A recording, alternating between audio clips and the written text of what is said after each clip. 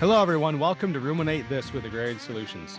Join us as we explore ruminant nutrition and the impact of mycotoxins. Here, we challenge your curiosity and explore new industry insights and research to optimize your herd's health and performance. Welcome, everybody, once again to the Ruminate This podcast with Agrarian Solutions. I'm your host, Scott Zaire. And this is episode number 2, part 2 DTX research results, reproduction data. And once again, I'm joined by my colleague, Vice President of Nutrition at Agrarian Solutions, Dr. Larry Roth. And we're going to be talking about the exciting research that we did. You heard a little bit in episode 2, part 1 about the production research data and the benefits there. And now we're going to talk about the reproduction data. Larry, once again, welcome to the podcast, Ruminate This podcast, and look forward to discussing this. So, all right. Look forward to it, Scott. So, Larry, we covered the production data, good results there, especially in those mature cows. We teased it a little bit in episode 2, part 1, that we did see something out of those first lactation animals. And I think we're going to get into that today. But before we dive into that, I just want to, so what did we intend to look at from a reproduction side and why? And maybe share your thoughts on that. All right. So, Scott, I think one of the most important economic determinators on the farm is, do we get cows pregnant and do they stay pregnant? So these are cows that were synchronized, double off sync, for first service plus or minus 73 days in milk. This is a herd that also had an aggressive embryo transfer program. 90% of first lactation cows received an embryo. 99% of second and third received an embryo as well. So very aggressive. And then first lactation that did not receive an embryo received sex Holstein semen. And then all of the other cows that did not receive an embryo received conventional beef semen. So pretty aggressive in terms of what they're doing for embryos. And then maybe not a whole lot of sex semen, but some sex semen was used. So what can we do to get cows pregnant and help them to stay that way? Yeah. So those of you listening, so reproduction is my passion. Larry, you've heard me say this a 1,000 times, if not more. Reproduction is really what I consider the hub of any dairy operation and really beef operation too. But what's the one thing that has to happen, Larry, before we can milk that cow? She has to have a calf. Exactly. And so when I think of reproduction, man, this is the hub. I think of a wagon wheel with spokes, and this is, in my humble opinion, the most important factor on the dairy. So many things affect reproduction, though. Management, protocol, compliance, all these different things. What specifically with mycotoxins is our concern pertaining to reproduction? All right. So mycotoxins cause an inflammatory response. Big deal. Well, that takes nutrients away from what we're wanting the nutrients to go into. Might be growth with first lactation animals, milk production, obviously. And then the very last thing that the cow thinks about doing with nutrients is getting pregnant and staying that way. So we talk about nutrient repartitioning, talk about nutrient drain that comes from the inflammatory response to mycotoxin contamination in the diet. So if we could help the cow protect herself against mycotoxins, reduce the degree of the inflammatory response, hey, we got more nutrients for productive purposes, making milk and getting the cow pregnant and staying that way. Pretty simple. Yeah, it's pretty amazing when you think about just the basics of how these animals allocate their nutrient resources, right? Staying alive. Yeah. Producing milk for our current generation, our offspring, and then focusing on the next generation in that order. And so I like what you said there about the inflammation. When we have to take those nutrients away to take care of an inflammatory response, yes, and we all know that, right? They're going to drain it from reproduction first. I mean, any dairy farmer out there, any nutritionist, veterinary, they've all heard they all know repro is always the first thing to go. And so, that's kind of why. So, okay. So mycotoxins, nutrient drain, inflammation, and that's how we're going to affect reproduction. So talk to us about the DTX research that we did with Dairy Health and Management Services. What did we want to look at specifically? First service is what we looked at, right? And then we followed those cows Right. up for how long? Right. So cows were serviced, like we said before, synchronized for 73 days in milk. And then the first preg check was 28 to 34 days later. And then the second preg check was 61 to 67 days after the first service. Okay. And Larry, I understand you have some slides you want to pull up for us. Yep. And, whether you're watching on YouTube, I know if you're listening, you can't see it on Spotify or wherever you listen to podcasts, you're not going to be able to see these slides. But you can go to our website, agrariansolutions.com, and you'll see if you click on the DTX logo, you'll come to the DTX landing page, and you'll be able to see all this data in our production and reproduction reports. So, Larry, you got the slides pulled up. So just kind of tell us a little bit about this, and we'll go through here. Scott, let's just review a few of the key points from what we had in the first presentation. The study was done end of August of 22 through the end of May of 23. Dawn levels were 1.5 part per million, so not crazy high, but what we would consider a high risk level. Zearalenone, approximately 150 parts per billion, would consider that a moderate level. But I think what's neat about this study is over 460 cows each way. Cows were randomly assigned based upon lactation and calving date when they entered the close-up pen. Now, the test cows didn't receive DTX in the close-up pen, but once they freshened, they went to the assigned pen and then would have started receiving the DTX. So about a third first lactation, 2/3 second and greater. And again, what we talked about for the preg checks at day 28 to 34, and then again at 61 to 67. Scott, here's a slide where we look at the service method. A few of the cows actually were bred off of estrus, the embryo transfer percentages, and timed insemination.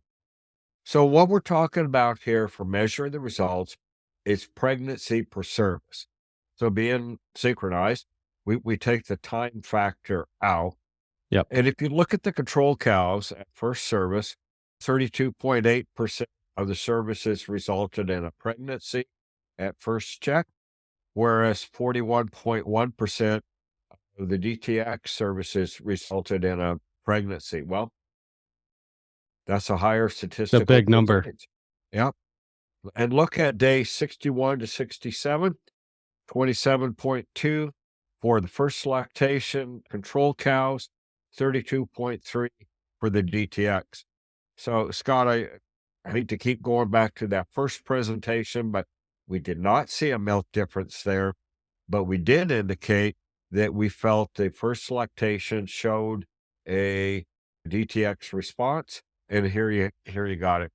So if my math is right, that's 5.1 percentage units higher pregnancy at the second preg check. So we did have some benefits. Yeah, we did. And so I mentioned repro being my passion. I worked for a genetics company in the past. We did, my love is repro and genetics, my first love anyway. When I think of 5 points of conception right here on these first lactation animals, and I look up here and I see we're using embryos and sorted semen. This farm in particular, I know they're using some very high dollar embryos, but even if you're not a dairy farm that's utilizing embryo transfer, if you're just using sorted semen, you're paying a premium for those heifer calves, for that sorted semen. And, Larry, I call it being a conception junkie. Show me a farmer that wouldn't like higher pregnancies per service. And 5 percentage units is in my mind, a pretty big number. Because as we talk about reproduction, there's so many things that go into reproduction: protocol compliance, management, facilities, and all the inflammation stuff, whether it's mycotoxins, whether it's heat stress, overcrowding, all these things factor into how well that cow gets pregnant. And we supplemented these cows with DTX and nothing else changed. That's incredible. So how did we fare with the second lactation and greater cows? Okay. Well, second and greater, again, we got another 2.5 pounds of milk per day for the Yep. first 150 days, statistical improvement. But here, Scott, we look at reproductive success. You can see again those who were bred off of estrus, ET, or timed insemination. But look at pregnancy per service. For control, 39.9% of the services resulted in a pregnancy, 46.6% for the DTX. And again, if my math is right, that's going to be what, 6.7 percentage units higher. And if you look at the second preg check, 31.7 for the control, 38.2 for DTX. Wow. What is that? That's going to be 6.5 percentage units higher. Yeah. A very nice statistical improvement. So again, if we're helping the cow protect herself against mycotoxins, she isn't diverting off nutrients for the immune response, cellular repair. She's able to put nutrients into productive purposes. And the very last thing she thinks about putting nutrients into is getting pregnant.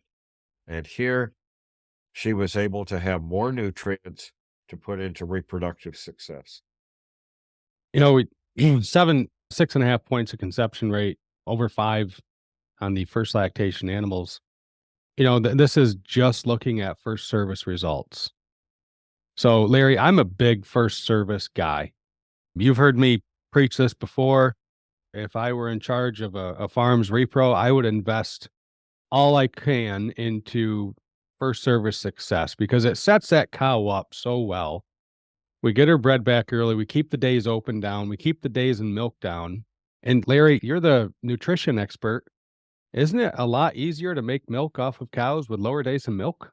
Oh, absolutely. One of the best ways to Yeah. improve milk production for that next lactation is reduce the days of milk for the whole herd. Yeah. So you mentioned, so this was obviously done on 920 cows, 460 each way. We talked about that. The statistical relevance of that milk production, the 2.5 pounds, that was very strong. Where did we come out with the reproduction results? Well, here you go, Scott. Oh, you got it queued up already. You're on the ball. Yeah. So for that first preg check, the p-value 0.03, and at the second preg check, 0.06. So we could say that at the second preg check, it was a trend. We weren't at the 0.05 level, but a very nice improvement. This here is taking all of the lactations together. Okay, this is all lactations. Yep. So at the first preg check, as I do the math here in my head, we had an improvement of what? 2.3, no, not 2.3, 7.3 percentage units. Yep. A p-value of 0.03. When we look at pregnancy per service at 61 to 67 days post-service, we had an improvement of 6.1 percentage units. Wow. 0.06 for a p-value. So when it comes to repro numbers, we need a lot of cows. And I think here we were able to get some very nice statistical improvements. Scott, let's go over here. Let's look at what we did by service method. We look at AI, we look at embryo transfer, and we can see that at that second preg service, we improved the numbers by, gosh, that's going to be what, 9.5 percentage units off of AI. Yeah. And if you look over here for the E2, we're going to be, I'm doing math in my head about here. 4.3. Yep, 4.3 percentage units. And you made a key observation earlier. Some of these embryos had a tremendous dollar value. Yes, they did. And you know more than I do what the sexed Holstein semen is costing. And you look at the value of be it a beef on dairy calf or a high genetic female, there's a lot of money there. But the only way the dairy realizes those returns is getting the animal pregnant and having her carry it to term. So Yeah. if we can help the cow protect herself against the mycotoxin contamination, she's able to put nutrients to more productive purposes, be it milk production or in our situation here in this podcast, reproductive success. We accomplished our objectives. Larry, I was an artificial insemination technician for 7 years. And man, if I could have had 10 points or 8 points of conception, 6 points of conception difference, I probably would have had a lot more customers having me breed their cows. Just it still blows my mind that the reproduction data. Here's where I'm trying to get to that. Because and the reason it does, we think of zearalenone, which was in the TMR samples, but not really at a very high risk level. 45, I think, was the average parts per billion. And, so we think of zearalenone, it's the estrogenic toxin. We think of that as being a direct influencer on repro. But as we talked about before, when there's multiple toxins in the diet, we had Don roughly at 1,500 parts per billion, 1.5 ppm, and zearalenone. Each of these toxins have a kind of separate mode of action, right? They're attacking the cow in different ways. And it's a synergistic effect, it's a cumulative effect. When I see these kind of results, Larry, with 6 points of conception rate difference overall, it's mind-boggling to me as somebody that's passionate about repro, because we don't think of those levels as being super high. If I've learned one thing from the results of this study, it's really challenged my thought as to what a high level of toxins, mycotoxins, is in the TMR. Right. Um, At what point do cows start to be challenged by mycotoxin? yeah, We got people say 3 part per million, 10 part per million. No, here you got cows that were well managed, excellent cow comfort. And at these levels, 1.5 part per million Don, 150 part per billion zearalenone, we were able to get a response by providing the correct type of mycotoxin protection. In other words, we can see responses to controlling mycotoxins at much lower levels than what we've thought in the past. It all comes to what is the cow doing with the nutrients that gets diverted off into dealing with the mycotoxins. exactly. We don't have to have cows falling out of bed and all kinds of bad things happening to get an economic response to supplementing the DTX. Yeah, so I'm going to come back to it one more time. I look at the artificial insemination results, right? So control at 45, the DTX at 52. Larry, we talked about it in the last episode. This was a very well managed farm. And, people watching this right now or listening to it on the podcast channels, when we say they had 34% embryo transfer, that's not, 34% wouldn't be very good if it was artificial insemination. That's a pretty good number for embryo transfer. But 45% artificial insemination, most most farms are pretty happy at that level. We strive for 50, but 45 is not a bad number to be at. And so when I see it go from 45 to 50, man, that's just great, Yeah. great turnout or a great result. So Larry, do you have more slides? No, that's it for the reproduction. Okay. And so you can go ahead and stop share and we'll just kind of wrap up here for this episode. Again, the Ruminate This podcast here with Dr. Larry Roth. And we've been going over the DTX research results on the reproduction data. And Larry, this nutrient allocation or nutrient reallocation, if you would, partitioning, we've talked about a little bit in these first 2 episodes. And I'm going to drop a teaser for everybody. We're going to be talking about that in another upcoming episode. But what's your biggest takeaway, I think, from the reproduction results that we just went over and how we can help that cow, long term and finish out this lactation and so on? You bet. I think at the risk of sounding like I'm repeating myself, it comes back to understanding that even at moderate levels, mycotoxins are diverting nutrients away from productive purposes. Yep.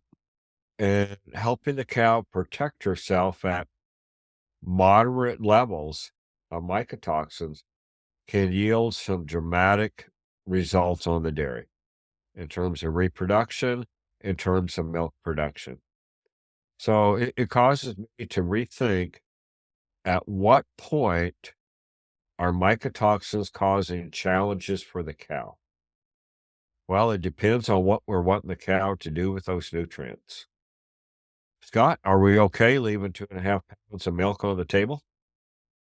What's the price of milk besides too low? I don't know. I'm going to say $18. Other people are going to say, well, it's less than that. It's more than that. Yeah. But at 18, that's going to be what, 45 cents? Yep. We were leaving on the table for those second and greater lactation cows. Let's say that our DTX was 11 cents, 12 cents. Well, that's where we get our 3.5 to 1 return on investment for milk production with those second and greater lactation cows. Scott, here's the real question. What's a pregnancy worth? What's the pregnancy worth? Now, we can say, well, it depends if it's a high dollar ET heifer calf. It can depend if it's a beef on dairy steer calf. It can depend on what we're doing for improving our days in milk. There's all kinds of factors that come into play. So we don't have to determine exactly what the right value is or the value of pregnancy, but it's got a value. And Oh, it's it got sure a does. significant value. I can tell you one thing, Larry, getting that cow pregnant on the first service, way more valuable than getting her pregnant on service 3 or 4. We get her pregnant at 75 days in milk. That's way more valuable than getting her pregnant at 150 days of milk. You know, we can have a conversation about, you know, days open, reducing days open, and you can put a number to that, but yeah, there's so many factors that come into that, and making that calculation of what the value of a pregnancy really is. You know, you have the time factor, you have increased milk production, following lactation, right? Keeping days in milk low, you know, less days on feed represented in that days open number. And Larry, I've said it already, genetic and reproduction, my first love, the genetic value of that offspring. Mm-hmm. You know, she's pregnant with a high value calf. You know, so most farms, and I don't want to say most, a number of farms that I used to work with, and I know farms still do this today. I cringe at the thought, but it was like, we're going to spend extra money on those first couple of services and try to get the best bull pregnant, right? The best bull pregnant to that cow, or get that cow pregnant to the best bull. But then when we get into those third, fourth, fifth services, we don't like spending $20 or $25 or $30 a unit for sorted semen. We just want high conception bulls. We want a high conception bull for those services. Sometimes we're giving up genetic value to do that. What's the difference in value there? I mean, we could bring in a whole discussion on net merit or herd health dollars with the Zoetis traits. But yeah, we could have that discussion of that animal getting pregnant to a bull that's maybe 800 net merit versus 1200. I mean, there's so many factors that go into that, but great point. And also, Larry, from, you know, the pregnancy rate chart, was that Dr. Cabrera out of UW-Madison? Yep. Yep. So, you know, Dr. Cabrera's pregnancy rate chart, the value of improving pregnancy rate on your farm, moving on that scale from, you know, a 30 preg rate to a 35, we're assigning a value to each point of preg rate, and that's on a per cow per year basis. You know, if we improve 5 preg rate points and we value preg rate at even $7 a preg rate point, that's $35 per cow per year times however many cows you have. I mean, the repro numbers get pretty big. And, you know, I guess my takeaway, Larry, is that, you know, 6 points of conception rate to add in a product that you can get through your feed mill. So that's a pretty easy way to get 6 percentage points. Any closing thoughts, Larry, you want to add in? No, I just think it causes us, Scott, to rethink At what level are cows challenged by mycotoxin, challenged to the point that they're reallocating, repartitioning where their nutrients go? At what level are we happy leaving milk on the table? Yep. At what level are we happy not achieving the reproductive success that we could potentially get? Yep. So it causes us to reevaluate our mycotoxin levels we live with. We need to be thinking about protecting the cow, protecting our financial investment. Challenging the status quo. I love it. There you go. Well, Dr. Roth, thank you again for joining me for going over the DTX research results, this time reproduction. You can catch the production reports on our previous episode 2, part 1, DTX research, the production data. And again, we're going to be dropping episodes every first, third, and fifth Monday of every month. So be sure to check out our next episode. Dr. Larry Roth, thank you again for joining us. Hope you have a great week, and we'll talk to you again soon. All right. Thank you, Scott. Glad to be here. Bye. Bye. Thank you for listening to Ruminate This with Agrarian Solutions. Look for our next episode in 2 weeks.